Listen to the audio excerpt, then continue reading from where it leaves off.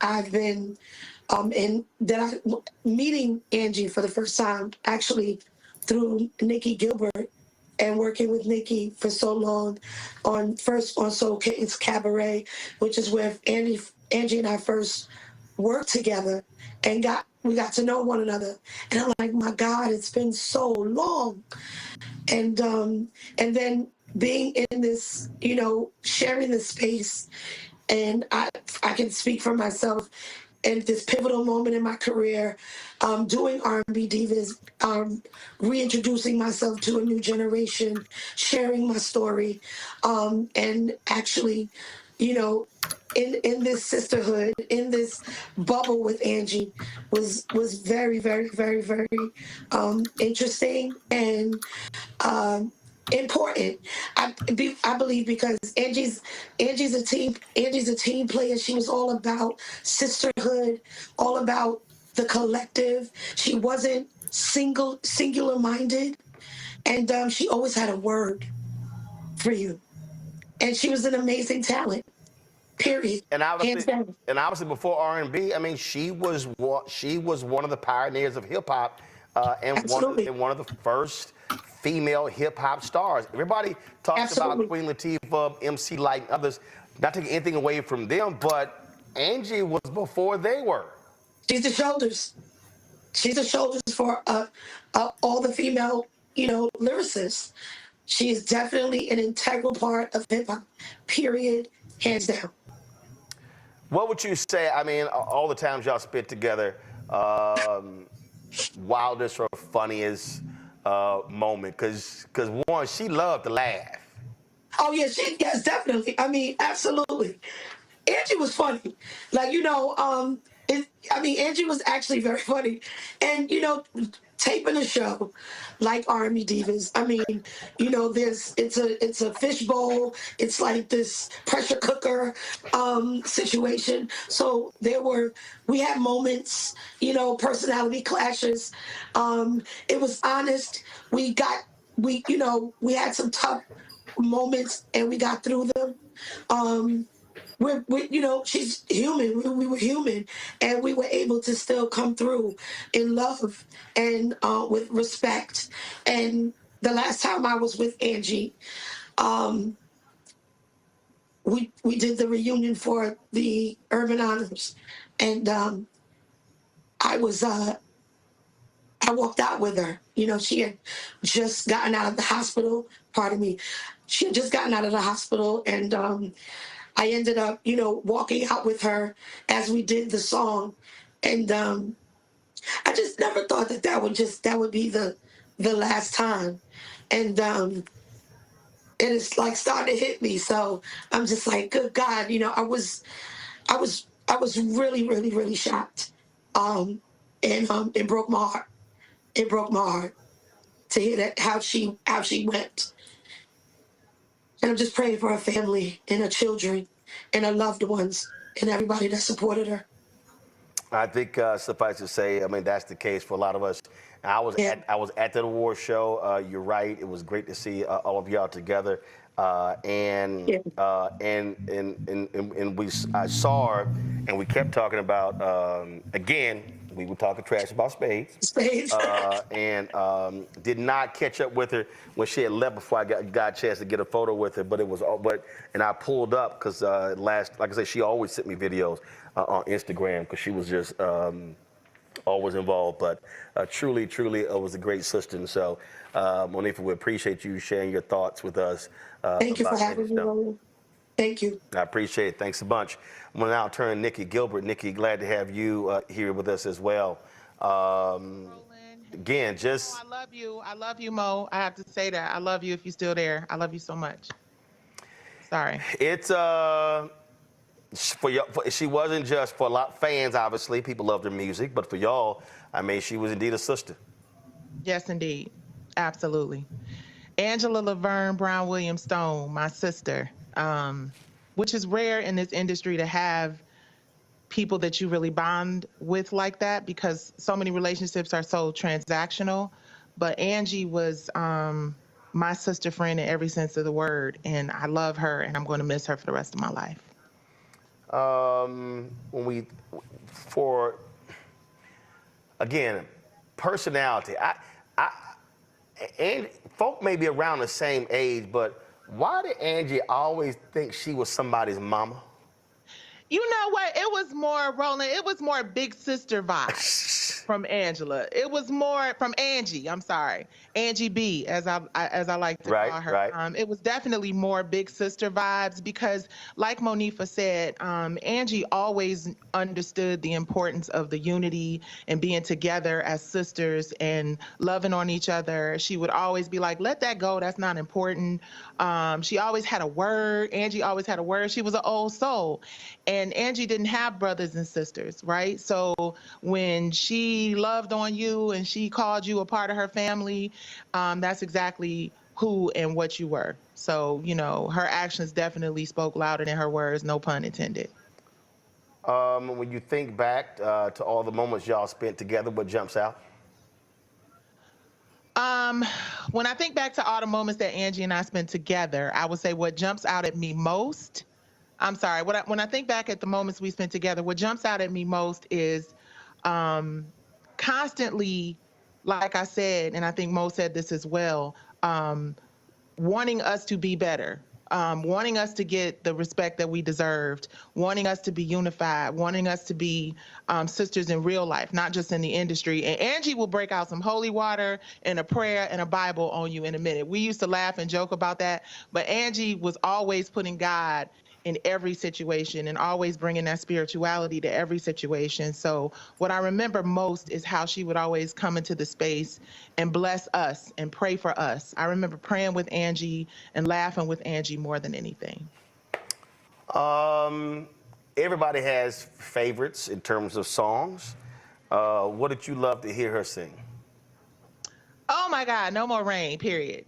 Hands down. I'm a Motown girl, so for anybody to be able to have a little of that Gladys sample in there and also have the soul, she just had such a soulful voice. She was like good food, good cooked soul food, and just she was in a pocket. Angie Stone had a pocket like no other. It's like she could sing Hickory Dickory Dock in her Angie Stone way, and it was gonna be a vibe.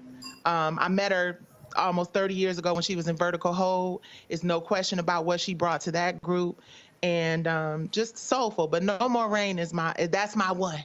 I like that one. I love it. Obviously, brother, $20. Tyler Perry posted that he said he would be writing. He would play $20 Yes. because it remind. But I love from her, of course, Mahogany Soul, easier said than done. I just love the jam on that. And the thing about, so I was sitting doing some work last night, getting at home, getting over the flu, and Yeah. I just played I just pressed play, and so many. Angie did not have a lot of fast songs, but Yeah, that pocket though. but when you Bro. that's what I'm about to say. Pocket. When you say it in the pocket, it was like cause so I love I would just again I just press play and probably about 30 songs played.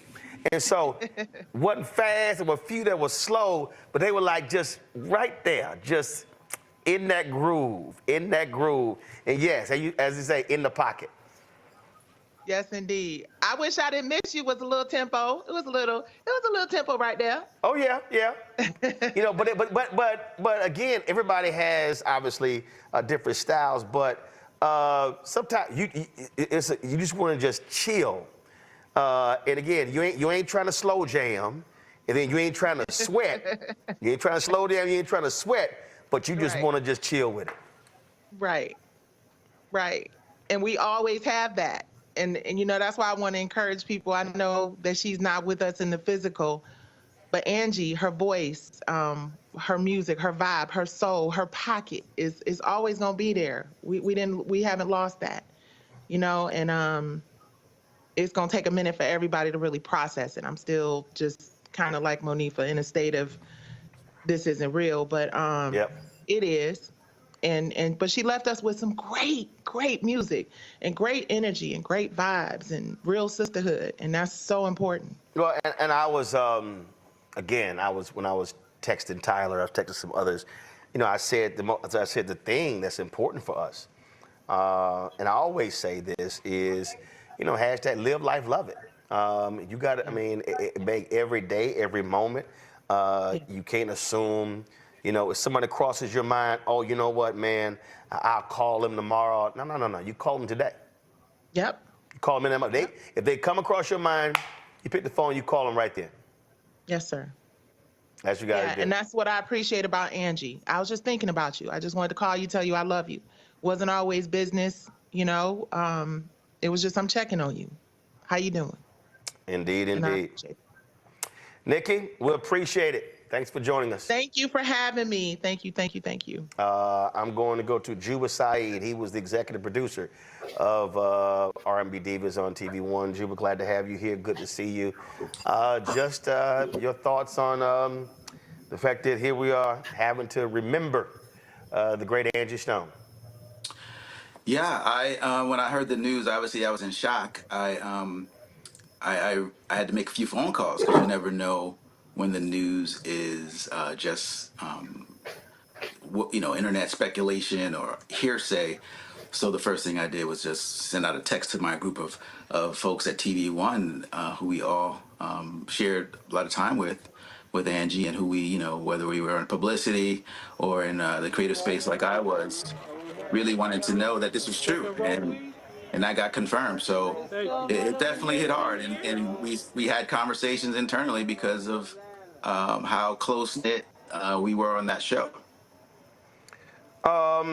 What made her different from the other artists on that show? Because everybody sort of brought a different sort of perspective. You know what? I think there was a level of maturity that Angie brought.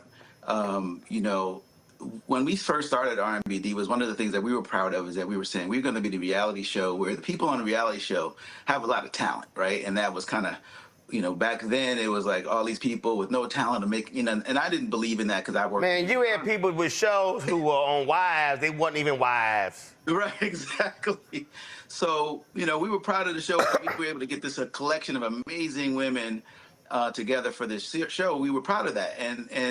But what it turns out is when you get a lot of alpha folks together, and whether they be housewives or R&B divas, there's going to be some turmoil, and there was that. But when Angie showed up, there was immediate mutual respect given by all the other ladies because of her history of music, because of the way she carries herself, because of the way she speaks. And I think that's what made her different amongst the other women. Of course, I mean, there were different people in different shows. Go to my iPad, when they visited, my News One Now said it was Nikki, it was Mo, it was Angie, and I can't remember. I think Kiki was late to that one. I can't remember. So yeah, Kiki was probably late. But it was. But again, you're right from a maturity standpoint. And again, this was somebody who brought a much different personality, a vibe, and I think so many people just appreciated, as I keep saying, her down homeness, if you will. Yeah, whenever she walked in the room, I remember the first time, everybody walks in. When she walks in, everybody starts singing her songs, and she, because of the kind of heart she had, she never got sick of it. She sang along with you, and with whatever song you're singing, whether it was Black Brother, which was one that a lot of people would sing whenever she walked in the room, and she would chime right on. She was completely humbled by it. Sometimes I always wonder because an artist might sing a song 100,000 times, and it felt like she never got sick of that song. She never got sick of the other songs that people would sing when she walked into the room, because it was a celebration of her and her talent. And the way that the energy she gave out, and I'm guilty of it too. I was happy to be guilty of it, and I was always nervous because I'm like, I don't want to offend. But listen, she welcomed that kind of energy every time. Indeed, indeed. So, I mean, she's going to be missed, as Nikki said. Has left a significant body of music that we can always enjoy for eternity. But still, we'll miss that big smile and that big hug. And I'll miss all that trash talking she said when it came to stage. She was that girl. I remember there's one thing I still carry with me today that it's a little innocuous, but she was about her business, and the negotiations to get her on the show, she was about her business. And when we first sat down after she signed, one of the things she said to me, and I it always stuck with me, and I might misstate it a little bit. She goes, "The deal ain't good until it's signed on the wood." And I repeat that to myself because of everything that we do in our business. Oh, so and so is going to work with you. This is going to happen. That's going to happen. It ain't happening until the deal is signed on the wood. And I got that from Ange. Absolutely, absolutely. Doc, I appreciate it. Thank you, Roland. I appreciate you, man. Thanks you a so bunch. I'm going to go to my panel right now and get their thoughts and perspective. And we're going to get Anthony Hamilton on the line also, reaching out to Calvin Richardson. First and foremost, Joy, favorite Angie Stone song? Brother. I mean, that song is beautiful. And I know that I never forget, we were having like a graduation party, and we had like a video, and it was for a young man who was graduating, and we played that song. It is a beautiful song, and frankly, sometimes we overlook our Black men, and we don't always show how much we love them. And the world doesn't show how much that they are loved. And so this song was an ode to them, and this beautiful Black woman singing it. I mean, it was just so meaningful. It still is. I was going through a bunch of different photos, and I came across, this is from 2016, the Tom Joyner cruise. That is not Drewski. So that is actually me. So when those of us who were the Tom Joyner morning show, my man with the costume designer, Tom would pick different themes, and so they had me dressed up that particular year. First of all, let me see on this panel who could name who I was dressed as. I'm gonna see if y'all what y'all got, panel? Oh, I want to guess Sidney Poitier from Uptown. You got the movie. It was the Bill Cosby character. Ow. The Bill Cosby character, okay. It was the Bill Cosby character. Now Henry in the control room, his ass old. He was like, "Oh, that's Mongo Slade." So he know. See right there. That's what you use to test Black people in a black card. If they saw Uptown Saturday Night. Joy was hiding like, oh, Lord, oh, my God. I saw you hiding, Joy. See, Joy one of them new Negroes, see, Joy is younger. See, for Joy, Black cinema started with Love Jones. Exactly. They can't go back. They can't go back to Uptown Saturday Night. Let's do it again. Can't go back to Cooley High, Car Wash. Yeah. Them new Negroes start at Love Jones. Actually, Car Wash. Now, With the big afro, come on. Yeah. So with the fish in the heels, and come on, man. Come on. So Derek, your thoughts on Angie Stone? Listen, I met Angie when I first retired from the Navy, and my business partner at the time wanted to get into concert promotion. And this was in 2004, 2005. And he said, hey, maybe we can get Angie Stone to be the headliner, and then get, Earthquake to be the opening act, because he wanted to do this R&B and comedy type thing, and she was open to it, and man, down to earth. And I know a lot of folks, Roland, try to put Angie in this box, but there's a reason why we say neo soul. There's a reason why we say mahogany soul. There's a reason why we say that she can rap and down to earth, because that was Angie Stone. She was that sister that will sit down and play spades with you, like you said. Just talk about what was going on in Atlanta or South Carolina or wherever you are. She was that sister that was just down to earth. And you asked what was the favorite song. My favorite song that Angie was Brother as well, because she wanted to acknowledge us, that this world that was beating down brothers, she didn't care if you made six figures or one figure or a nickel. She wanted to acknowledge that we are black men who give to this society, those who carried the briefcase and those who did not. And that's the reason why Brother was one of my favorite songs, because if you ever had a chance to meet Angie Stone, that tribute meant something, especially as a black man. And I've been looking for the video when we were on the Town Journal cruise. What she did was, when she sang that, she had all these brothers come on stage, and it was like a conga line. It was just a long, so literally the line just kept moving the whole time as she performed it. Majid? Roland, I got to keep it real with you. I have not had the pleasure of familiarizing myself with Angie Stone. Oh, see, you got to lock yourself in a room now. See, you got when the show's over, you need to lock yourself in the room, and you just need to go ahead, and I don't care what streaming service you use, because her music gonna blow you away. You gotta do that, Doc. Mm-hmm.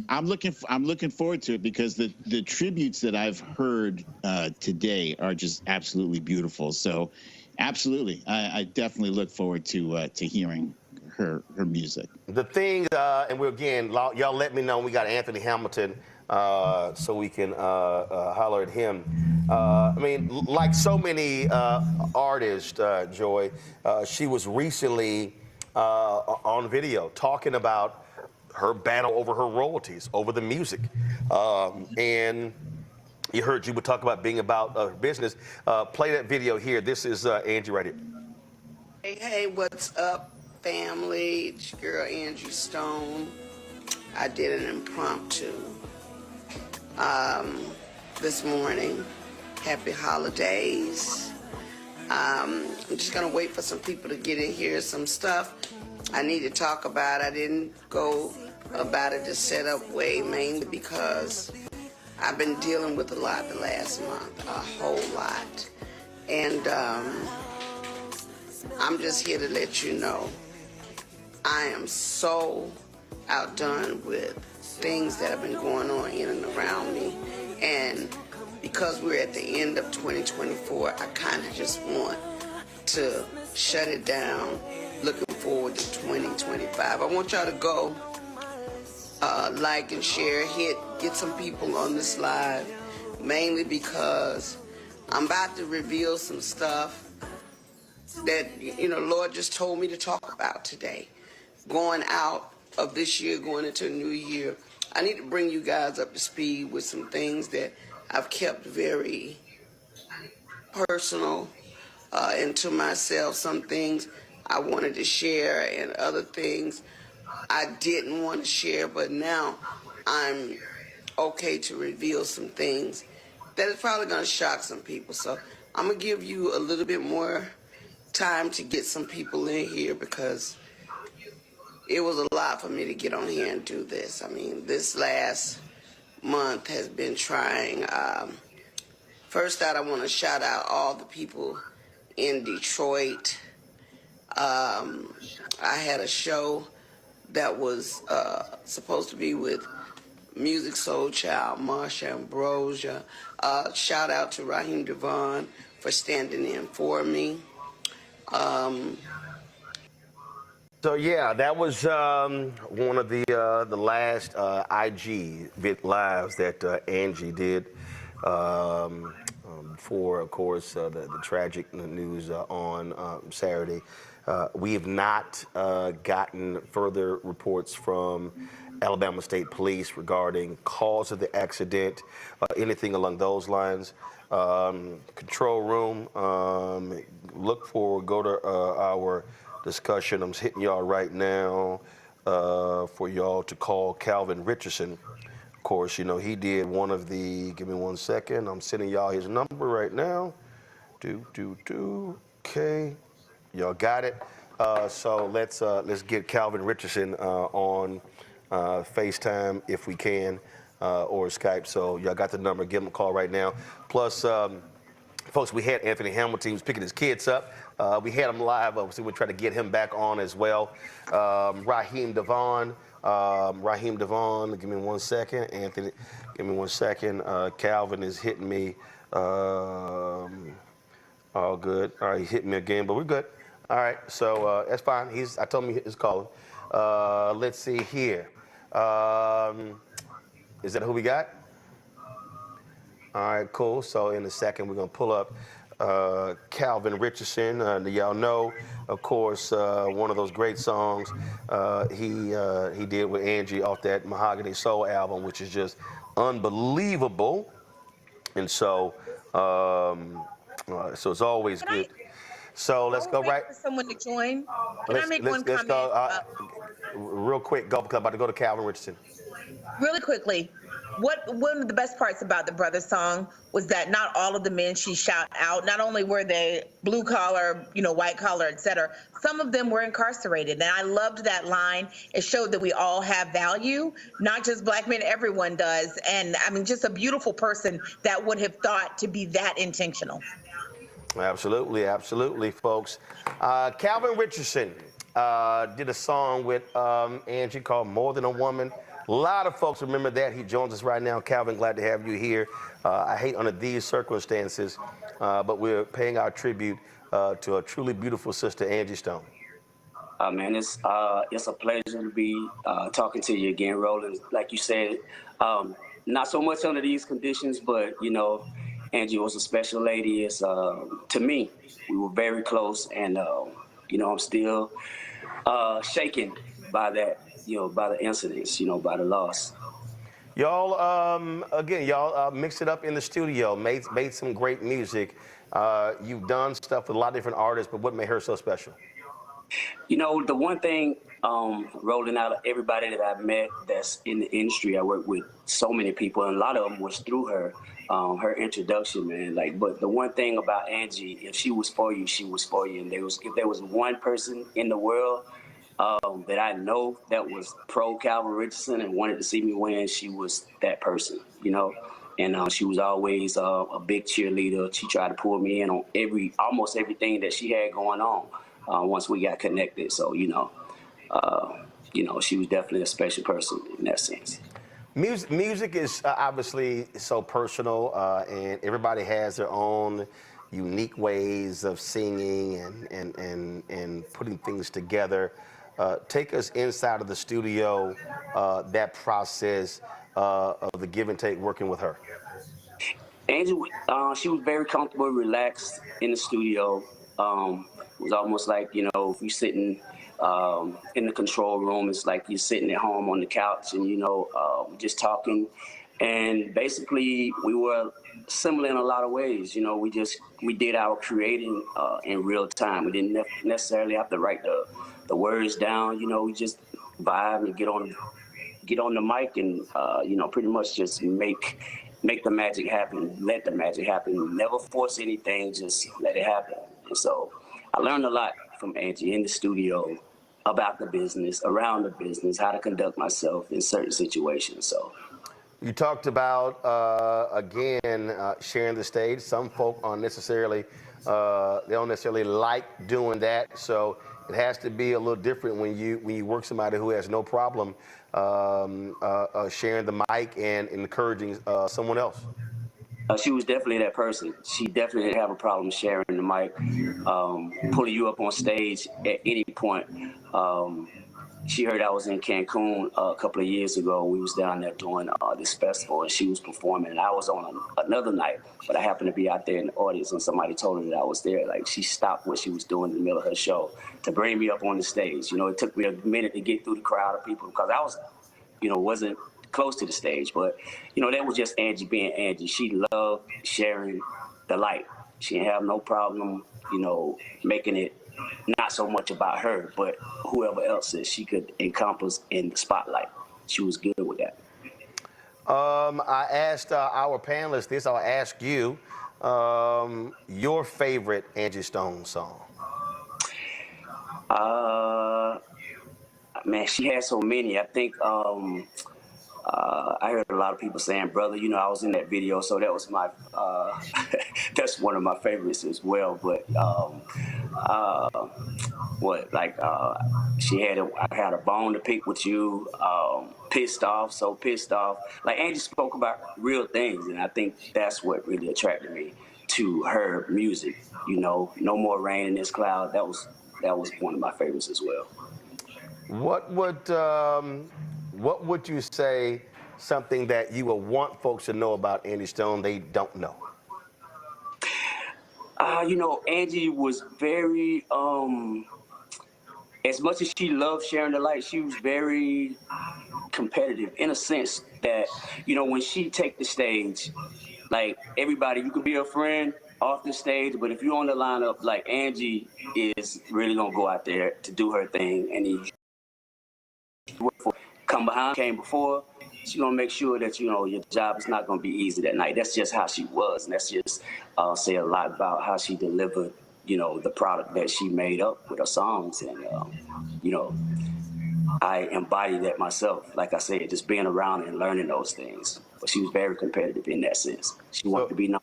So what you're saying is she'll put that pressure on you, and so you're gonna have to bring your A game if you coming behind her.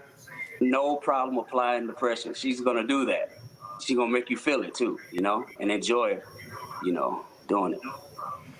Well, absolutely. Well, I think that again, it was a shock to so many people when the news. I mean, I literally woke up Saturday morning to that particular news, and it was just unbelievable, and so many people were saddened by it, and certainly condolences go out to her family.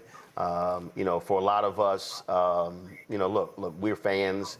You know, how we look at this, but for them, it's a lot different because they've lost a mother, they've lost a loved one, and so I think a lot of people just need to remember that that's the case as well. That's right. That's right. And you know, Angie was family for me. You know, she was like my sister. A lot of people tied us together. My phone hasn't stopped dinging yet. You know, ever since it happened. You know, and so you know, I'm still, like I said, still processing it, still trying to wrap my mind around it. This is crazy, but you know, she definitely will be missed. There'll never be another Angie Stone. She's the only one. Indeed, indeed. Calvin Richardson, we appreciate it, my brother. Good to see you. Thanks a lot. All right, thanks, man. Folks, as we said, we're still trying to get Anthony Hamilton on the line. And, you know, it's always, Derek, in these situations, you know, when someone is in OA, someone has been ill, you take a Quincy Jones, lived a really, really full life. But it's always so hard to see someone who was literally on stage the night before, hours before, and then find out several hours later that they perished in a car accident. I think that's just also what makes it so difficult, I think, for folks to also have to put their arms around. Yeah, you're exactly right, Roland. I mean, when you think about, I mean, the loss of a loved one hits you in so many different ways, but when that loss is unexpected, right? They weren't going through any kind of terminal illness. It wasn't due to, you know, age. When that loss happens, it just makes you recalculate your priorities. It makes you think about what's important to us and how that we need to value each and every day, as you stated previously. And so the loss of someone like Angie that touched so many, I mean, millions and millions of people. Most of us will never have that kind of impact, scope, or scale. And so when you think about this treasure, this beautiful being that God blessed us with for 63 years. Remind us what's important and how we need to make sure that, as you stated again, when we think of someone, we call them and tell them how much we love them. Eric Benet actually dropped a video a couple of months ago. He and Angie were actually at a funeral of an artist who they both work with. He posted this on Instagram. Let me go to it. So pull this up. Our brother Jonathan Richmond. It was a beautiful, beautiful celebration. But we got work to do. We got to do some unfinished business. We absolutely What do do. you say? I know that we do. I think we came together because of John. Because the first time I met Wait a John. minute, how did you get my... I kind of stole him. I was in Indonesia and Angie was doing this incredible show, and I saw this dude on keyboards. John was big back then. Yes. And he was playing his behind off, and we in the church. I can't say what I was really going to say. You said behind. You Okay, I can say behind. He was playing his behind off, and then he started singing, and I'm like, I don't know who that is, but I need to meet that brother right and there. then he went to plot. I'm gonna get him. Well, you know what? Then he became my brother. That's right. And he was both of our brothers. That's right. And we sent him off today, but he's not really gone because his music is with us, and we're now joining the music. So, You know, and I'm gonna do some work, and we about to lock up, make up, and keep up. We ain't gonna let y'all young people upstage us on this podcast. that's right. Come on. Come on. I love you. I love you more. Thank you. That was Eric Benet, and so as he shared his thoughts and reflections. And that was just a couple of months ago. They were at that particular funeral, and now Eric now mourns Angie Stone. So let me thank. We're going to end our tribute here. We know, so we're going to try to get Anthony Hamilton on tomorrow. No, he was busy. He was literally in the middle of picking up his children, and so we're going to try to get him because we definitely want to allow him to share his thoughts. Raheem Devon wanted to join us as well. He's actually live on the Quiet Storm, WHUR. The whole tribute is to Angie Stone as well, so we're going to try to get Raheem on as well. So let me thank Panel Majid. Thank you for your first time on the show. Appreciate it. Good job. Derek, Joy, thank you so very much as well. Thanks all for being here, folks. That is it for us. And I'll say again, and you heard me say it right there. You heard me say it right there when I talked about listen, you know, life is fragile. Life is short. If you, as I said, if you think about somebody, they come across you, call them, hit them up. Don't procrastinate. I've been guilty of that. Where I say, you know what, I'm gonna call somebody, I'm gonna do this here, and then unfortunately, it didn't happen. And so, don't make that mistake because, and let somebody know you love them, you're thinking about them, you care about them, because you know, you never make the assumption that you know what, that it doesn't matter. So that's just one of the things that we need to always remember. So. That's it for us, folks. Again, tomorrow, we will not be live at 6. So please remember the programming note. Tomorrow, we will be live at 7 p.m. Eastern. 7 p.m. Eastern. We're going to be live tomorrow right here on the Black Star Network.